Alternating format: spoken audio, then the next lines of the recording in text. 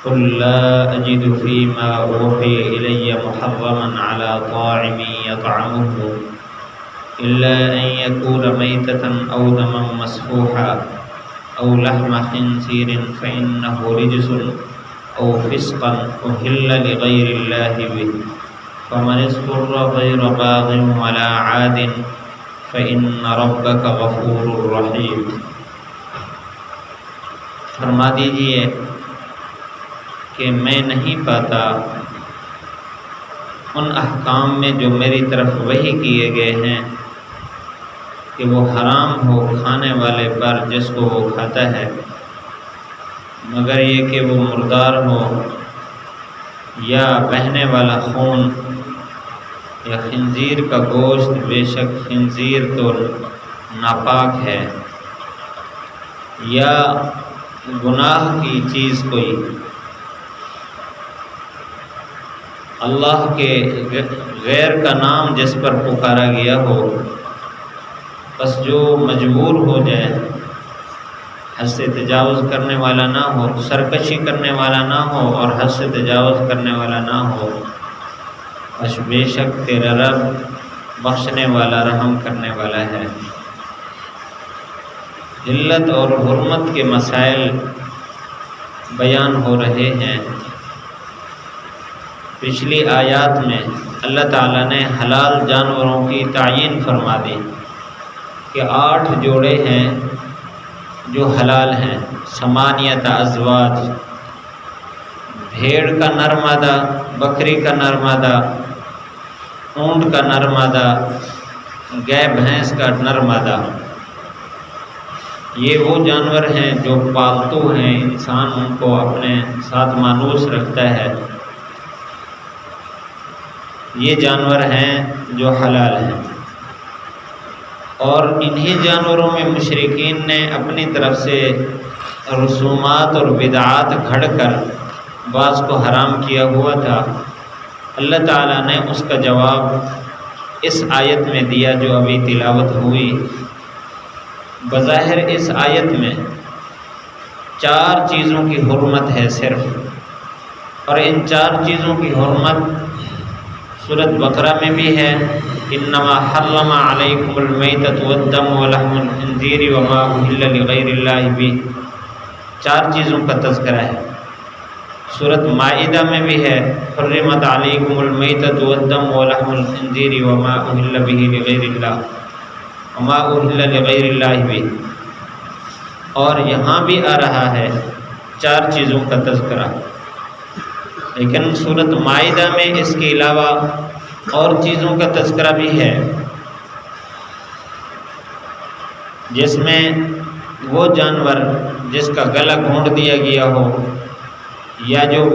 اوپر سے گرے، یا کسی کو ونطیحہ، کسی کو دوسرے جانور نے سینگ مار دیا، تو یہ جانور ان کو بھی حرام قرار دیا۔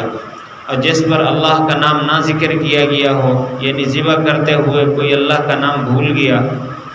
ان جانوروں کا بھی تذکرہ ہے۔ یہاں صرف 4 چیزوں کا تذکرہ ہے، اور جو انداز بیان ہے اس سے ایسے لگتا ہے صرف 4 چیزیں ہی حرام ہیں، اس کے علاوہ کچھ حرام نہیں ہے۔ فرمایا کہ میں نہیں پاتا وحی میں جو میری طرف وحی کی گئی کہ کوئی چیز حرام ہو کھانے والے پر مگر یہ 4 چیزیں۔ مفسرین اس کا یہ جواب دیتے ہیں، حالانکہ حرام چیزیں اور بھی ہیں۔ مفسرین فرماتے ہیں اللہ تعالیٰ نے یہ 4 چیزیں مشرکین کے عقائد کے رد میں بیان فرمائی ہیں، اس لیے 4 چیزوں کا تذکرہ ہے، ورنہ اس کے علاوہ اور بہت ساری چیزیں حرام ہیں۔ جانور، اسی طرح درندے ہیں، وہ اللہ تعالیٰ نے حرام کیے ہیں۔ وہ پانی کے جانور ہیں، ان کو اللہ تعالیٰ نے حرام کیا ہے۔ تو یہ ساری چیزیں حرام ہیں۔ تو یہاں مشرکین کا نظریہ اس کا رد ہے۔ مثال کے طور پر یہ بات فرمائی الا ان یکون میتۃ، مردار حرام ہے، اور مشرکین مردار کو حلال کہہ دیتے۔ وہ کہتے تھے صائبہ، وسیلہ، حام، یہ جو جانور بتوں کے نام پر ہیں، اگر ان میں سے کسی کا مادہ وہ بچہ جنے اور وہ مردار ہو تو اس مردار کو مرد بھی کھا سکتے ہیں، عورتیں بھی کھا سکتی ہیں، اللہ تعالیٰ نے اس کا رد فرمایا کہ مردار حرام ہے۔ دمم مسفوحہ، خون جو بہنے والا ہو، یعنی جب ہم جانور کو ذبح کرتے ہیں تو اس سے چلنے والا جو خون ہوتا ہے یہ حرام ہے، ناپاک بھی ہے، حرام بھی ہے۔ اس لیے جب ذبح کیا جاتا ہے تو فوراً جو خون نکل رہا ہوتا ہے اگر گردن کے گوشت کے ساتھ لگا ہو تو اس کو صاف کرنا ضروری ہے۔ اگر اس کے ذرات ساتھ شامل ہو گئے سالن کے یا پکانے میں تو وہ حرام چیز ساتھ شامل ہوئی ہے جو ناجائز ہے۔ البتہ اس کے علاوہ جو گوشت کے ساتھ لگا خون ہوتا ہے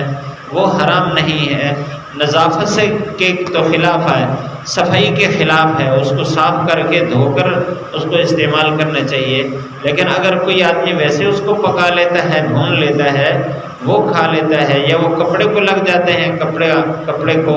بظاہر خون نظر آتا ہے، محسوس ہوتا ہے، لیکن یہ ناپاک نہیں اور اسی طرح حرام بھی نہیں ہے۔ او لحم خنزیر، خنزیر کا گوشت، فَإِنَّهُ رِجْسٌ، اللہ تعالیٰ نے یہاں اس کی تاکید بیان کرتے ہوئے فرمایا کہ یہ سراسر ناپاک ہے۔ اس لیے باقی جتنے جانور ہیں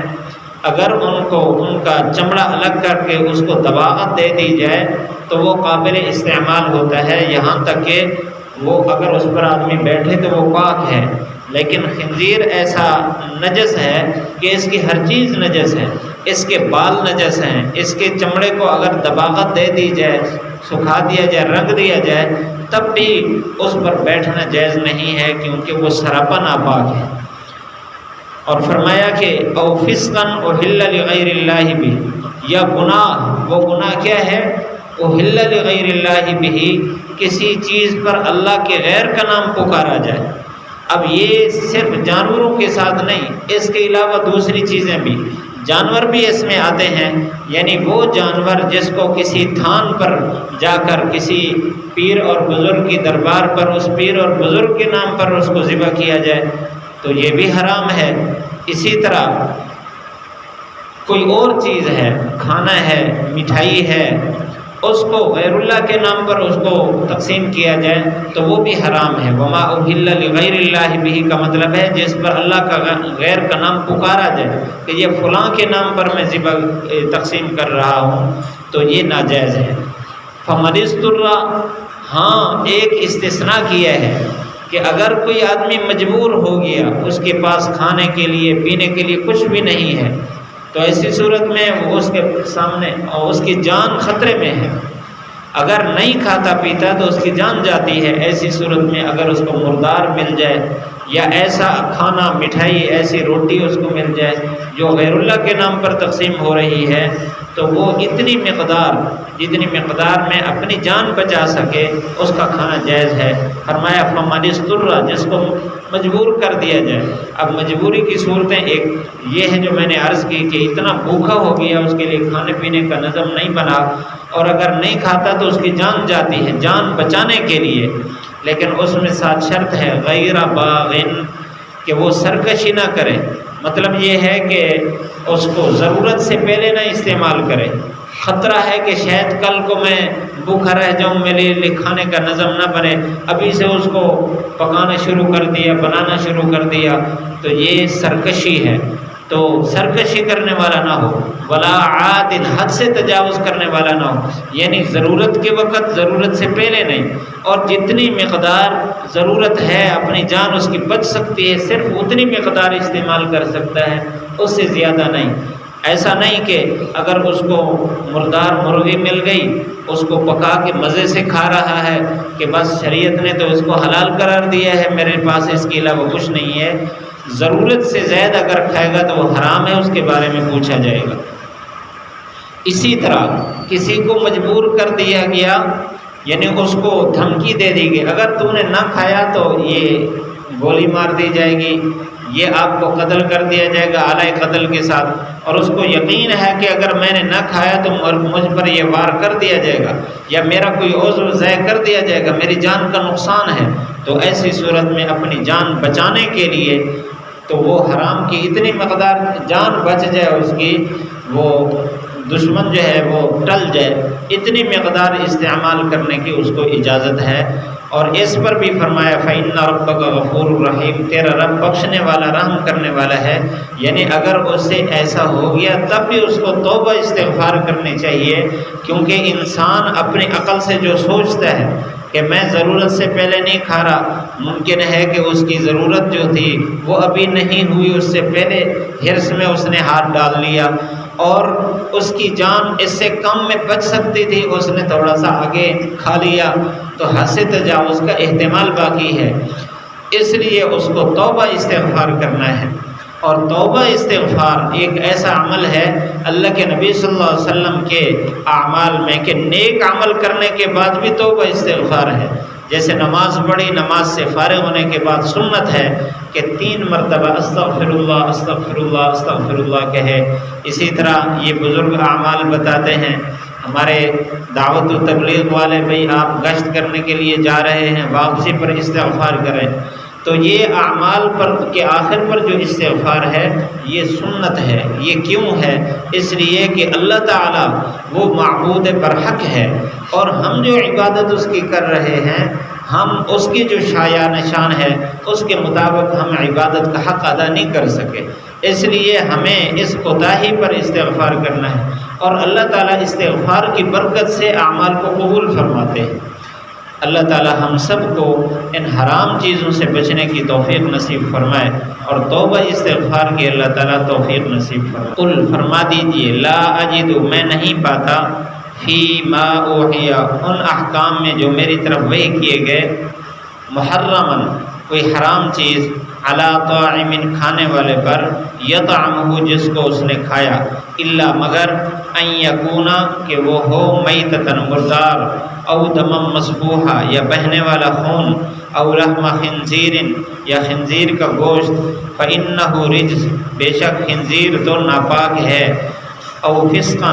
یا گناہ کرتے ہوئے، احل لغیر اللہ بہ، پکارا جائے اللہ کا غیر جس پر، فمن اضطر، جس کو مجبور کر دیا جائے، جو مجبور ہو جائے، غیر باغ، سرکشی کرنے والا نہ ہو، ولا عاد، حد سے تجاوز کرنے والا، فإن ربک، بے شک تیرا رب، غفور الرحیم،